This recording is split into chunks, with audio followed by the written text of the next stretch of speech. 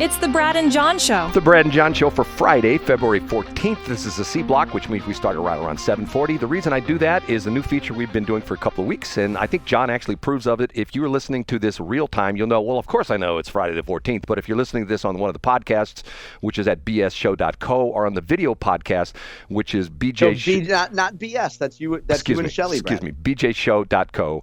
And if you're listening are listening and or watching with the excellent thumbnails that John sometimes puts up in the videos, but not all the time. If you go to bjshow.video, it's the same thing, so you'll know reference to this. Okay, first off, we started this on Wednesday morning with the WWJD. What would John do? Okay, and essentially, and the interesting thing was, I had one very close listener who's very, very good at this, much more detailed oriented than I will ever be, essentially said, you asked John what he would do, but he never really said what he would do with my thing with the chamber. So do you want to maybe give an idea of what you would have done? Yeah, so Brad, any good therapist won't give you a prescription of what to do. They'll just walk you through. They'll ask you questions about, have you considered this? Have you considered that? Now, Brad, here's why I'm not going to give you advice. Because if I told you what I would do, which is have another direct conversation with Wendy, you won't do it. And if you did it, or you wouldn't do it in anything other than a semi-passive aggressive way, if you did do it and it didn't go exactly what you wanted, you would say, see, John, I tried your stupid advice and it didn't work. So never give your friends advice, because if it goes well, they won't give you credit for it.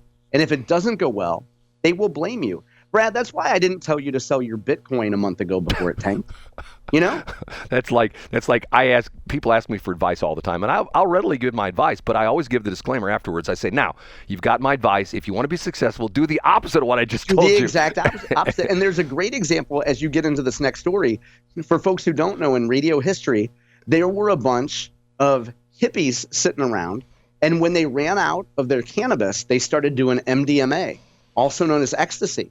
And then they decided to start a radio station, and they called it KDHX for dumb hippies doing ecstasy, dumb hippies on ecstasy.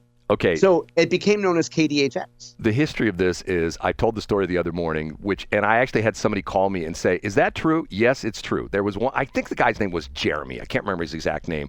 And back in the day, there's a famous story. Let me diverge on this just a minute. There was a guy who used to be, he's been long gone. He's been dead for many years, named Ed Series. Ed Series was an engineer at Channel 5. And back in the day, like back in the 50s, he was an engineer at Channel 5. And one day he got into a discussion with another engineer at Channel 5. This is a true story. I knew Ed. I met with him. He was actually the focus of one of my college projects, if you can believe that, because he ultimately became the video engineer at the TV station over at SIU, at WSIE. We didn't really have a real on-air TV station, but we pretended. Okay, all right, we got it. So he tells the story that he's having an argument with one of his engineer buddies at Channel 5, like in the early 60s. And the engineer says, anybody can just apply to the FCC and get a license for a radio station. His buddy says, no, there's no way you can do that. So Ed applies to the FCC, I believe in like 1964, 1965, applies to the FCC for a radio station. He puts the location of the studio and transmitter at his house in Crestwood, okay? True story. About a year later, one day he gets a thing in the mail. He's got a license to put a radio station on the air. He as a joke, he requested the call letters K-SHE, K-S-H-E, dedicating it to his wife. He got a construction permit to build a radio station at 94.7 and put it in his basement. And if you go back, I don't know if this is still available. I had a copy of it once upon a time. There was a full page, either a Globe Democrat or Everyday Magazine, the Post-Dispatch article about him and his radio station, and it showed his wife in the basement where the radio station was, and she's doing laundry. She's got her washer, her dryer, and to the right of that is the AP machine, which is, ticking off news. And they ran this radio station for years. He put the tower in his backyard, okay? So then he sold it to Century. Okay, along the same time, a little bit later, another guy came along, Jeremy something or other, I can't remember his name, and he did the same thing, and he applied for a radio station license on 102.5, and he was granted that radio station, and he grabbed the call letters KDNA. Do you know why he used KDNA, John? You ready for this? Not he was. But T like T or D like dog? Delta Nancy Alpha. Okay. I have no idea why. Because when you filled out the FCC application at the time, since he was going to run it as a non-commercial radio station, there were a lot of blanks that you had to fill out, and he put in DNA, does not apply. So the call letters were issued, KDNA does not apply. So we ran this radio station. It was somewhere down in Tower Grove or something like that. Literally, it was to the point where if you listen to the morning show, it was a true morning show. Hey, Jim's just waking up because Jim was asleep in the studio. People were just, Yeah, that was like what you and Shelley used to do when you used to wake her up live on the air. Right. No, she wake me up on the air. Okay. Yeah, sometimes I wake her up because she oversleep. Okay. So then he sold the license for a ton of money. Okay. So those people got ticked. And there's a very interesting parallel because all these people that used to work at WCBW, which was the contemporary Christian radio station in Columbia, Illinois, the people that owned that station sold it and they kicked out all the Christian people. And the Christian people said, we're going to have a Christian radio station. And they fought for years and years and years. And they put a station on Potosi, then they put on a station on in Bowling Green. And then they bought from the Lutheran Church, they bought 99.1, which was the most successful classical music radio station in the country, if you can believe that, right here in St. Louis, and they turned it contemporary Christian. Okay, so I said that, and what happened with the KDHX and KDHX, the call letters KDHX, because the name of their company is Double Helix, DHX, if you get that, okay? So I don't know what happened. It was chugging along, doing great, and very interesting. I used to tell you, so we're listen on Sunday morning. That thing called acapella only and stuff like that. It's an eclectic group of people. It was called block programming. Somebody guy would come in on Thursday from noon to 3 and do Acapulco, surfing music, and somebody else would come in at 3 o'clock and do polka music, stuff like that. So a board change. They decided they're going to move to the Grand Center District, which, by the way, if you look at the email signature block from the lady, what was the lady's name? The lady replied to me from KWMU. On her Madeline Painter. On her signature block, she says, she puts the address, what is it? Grand Central. What's the area? What they call it? Grandel Square? Or Grand Center. It's Grand Center, I think. Grand Center, stuff like that. Oh, la-di-da. We're in the Grand Center. So KDHX wanted to do the same thing, and they incurred a lot of debt. Long story made short, things got sideways. I know somebody personally who was a volunteer for them and who wrote a big whopping check to them every year. Her and her husband, because they liked a lot of the programming, her and her husband will write a big whopping check. I haven't talked to this woman in 2 or 3 years, but the last time I talked with her, she said, just for your information, we don't give any money to KDHX anymore because things have really gotten screwed up there. There are all these crazy people that got on the board. Okay, they had a big falling out where they got rid of a bunch of people, and they all, and they're volunteers. They're not getting paid. And there's this big fight going on, and finally gets to the point, was it 2 weeks ago, where they decide, we're not going to have anybody on the air at all anymore. We're just going to run tapes all day long. So I said, John, here's what's going to happen. And remember, I said, you and I had this discussion all the time. Ladies, she's the lady who runs it. She's she's the head. She makes, $106,000 a year? Wasn't that what it said? Yeah, something that's barely above the cost of living. Yeah, right. She's making more than $15 an hour selling burgers at Burger King. So I said, here's what's going to happen. They're going to sell the license, and the board members are all going to put a piece of, nice chunk of change in their pocket, and they're going to sell it to a God Squad operation, like maybe me. If I could afford it, I'd buy it. And they're going to put a religious station on there. So what happens yesterday, John? What happens yesterday? I don't know. I didn't read the story. I asked you to recap it for us, Brad. They're considering declaring bankruptcy. And okay. What's going to happen after that? One of the things they're considering doing to stave off bankruptcy is selling the license. Oh my God. Who saw that coming? So it's a not-for-profit. So if they sell the license, who gets the money? Think about that for a minute, John. Think. Who gets the money if they sell the license? I don't have any idea who gets the money. The people on the board, they get the money. Oh, yeah, okay. So I say they trashed it on purpose.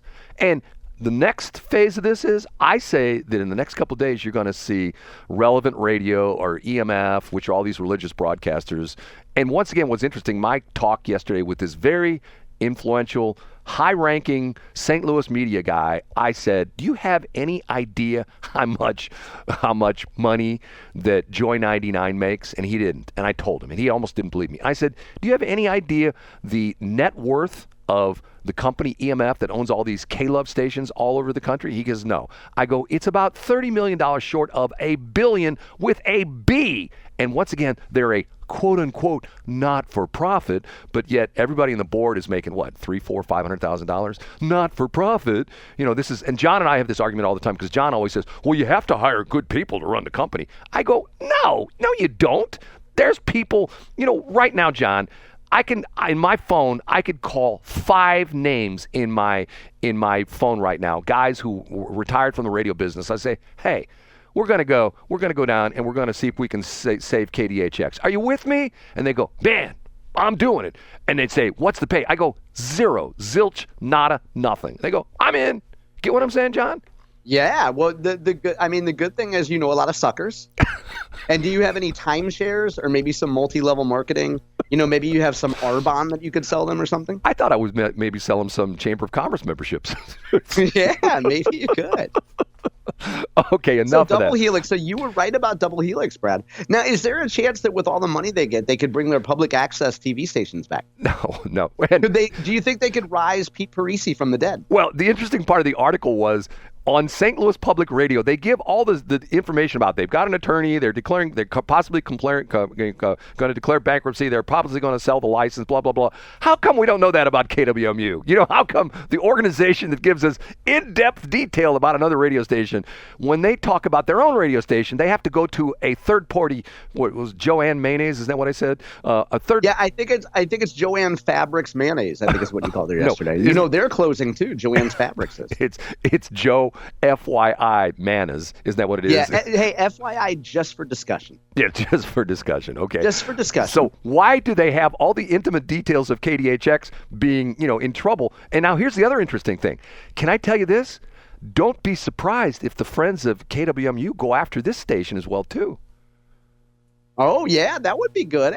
Just add an additional thing to the profile, right? Right. To the portfolio, I should say. Because already the deal supposedly is going to contain KWMU, KQ, or WQUB, which I used to believe, I think that was the Quincy College station up in Quincy, Illinois, and then KMST, which is still, the transmitter still down there in Raleigh. It's the university station for Missouri S&T. Okay, so that's that. Now, okay. But real quick, what I heard was you were going to get together with your friend. I looked him up. He's you might want to bring him some food, the guy from KFUO.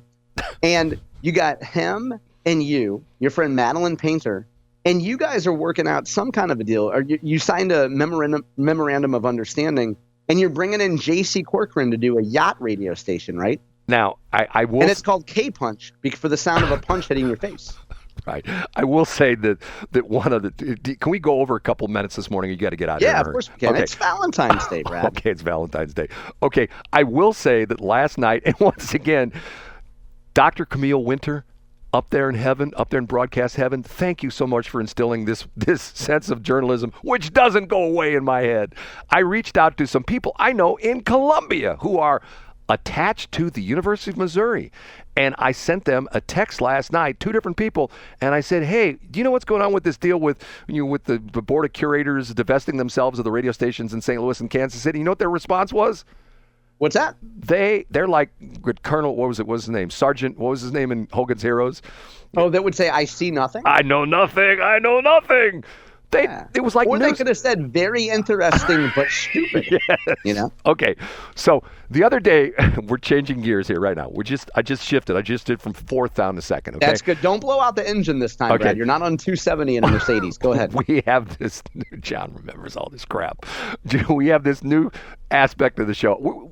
We need to do it a day. Should we do it on Friday? Should we do the WWJD? Yeah, sure. I love it, Brad. Okay, so I'm happy to give some free C-Block and Friday consultation. So we need an intro, and I've worked on this. Okay, I've got 3 choices, and you make the choice. Okay, you ready? I'm ready. Can I hear them? Yeah. Hold here. Tell me. I'm gonna start it here. You'll hear it. I know you will. Okay. Here's choice number 1. You ready? I'm ready.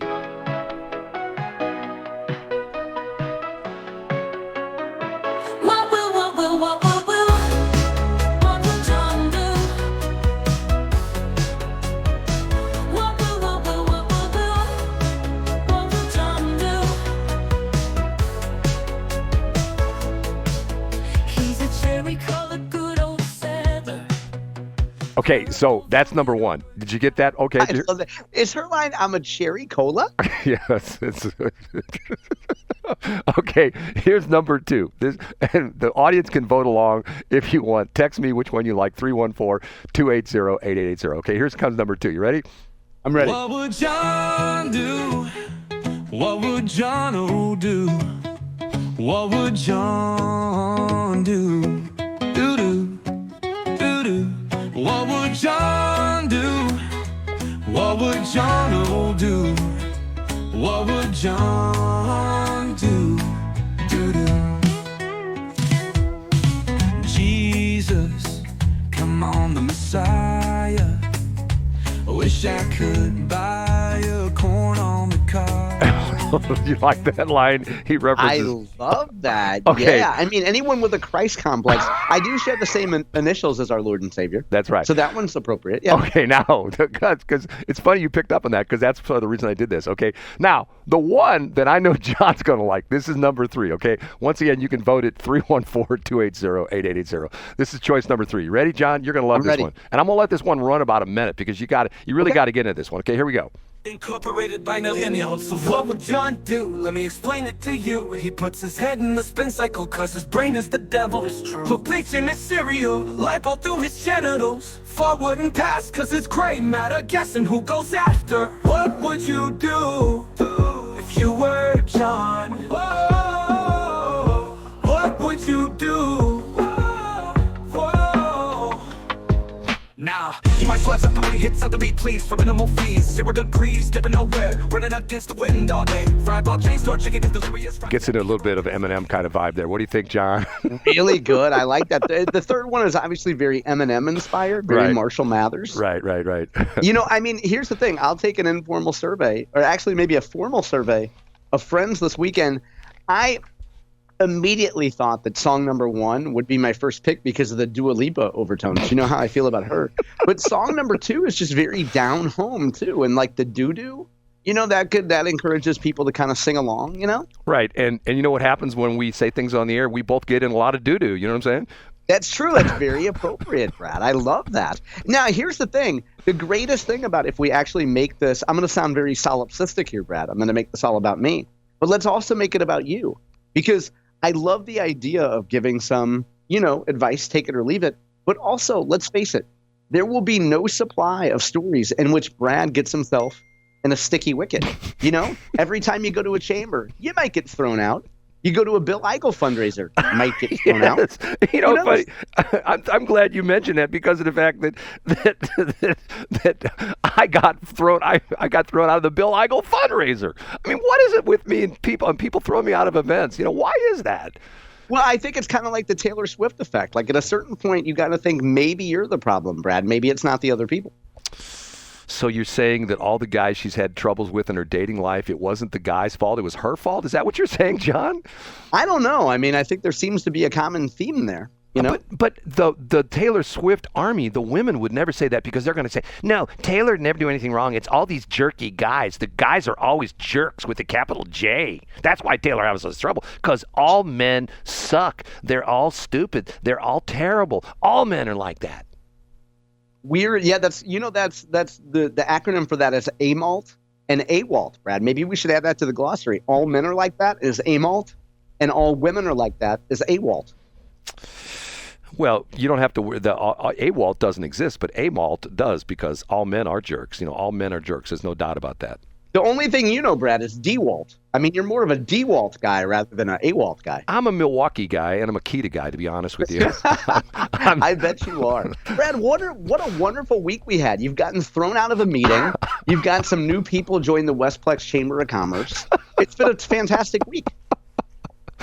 John, you know what's so weird about this is if somebody did like one of these things, hey, let's do a documentary on Brad, let's follow him for a day in his life, nobody would believe what I do during the day. Nobody would believe it. Yes, that's true. I mean, you do embody, sorry to interrupt, but you do embody one of my favorite maxims, which is no good deed goes unpunished. Sit down with a guy from KFUO and you say, hey, I'm trying to help everybody. I don't think a fight needs to go like this. I don't know why we're arguing about this stuff.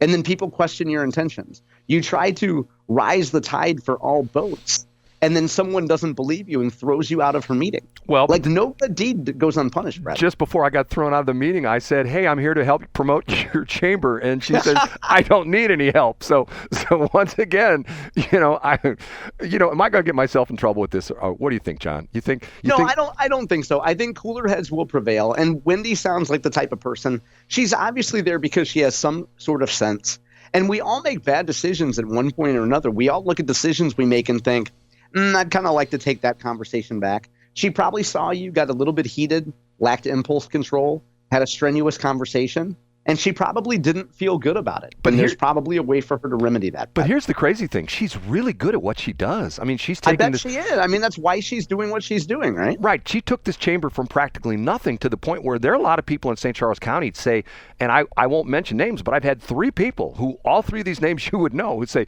man, that Colville Weather Springs chamber is the chamber to belong to. That's the mover and shaker chamber now. It used to be the O'Fallon chamber. The chamber's so hot that they even have hobos with Q's on their license plate coming trying to attend. You know what I mean? Who lets those guys into a country club? Brad, as a pro tip as we leave, get Wendy roses tomorrow. They're going to be half off. There won't be any Don't get left. them for her today. Tell her you have something tonight, but you'll see her in the morning. Get her the roses tomorrow. They're all gone because Trump put the tariff on the roses. We can't afford them anymore. That's true. Roses and avocados. Right, they're $2,000. Yeah, and Modelo beer, they're $2,000 a dozen. If you haven't checked, guys. Okay, John. Brad, life with you is all flowers and no thorns, Brad. I just want you to know that. Yes, right. I wish that were the case. Okay, John. We've overstayed our welcome. We got to get out of here so Armstrong and Getty can get on the air. I'll see you on President's Day. We'll be the only 2 people on the radio on Monday, Brad.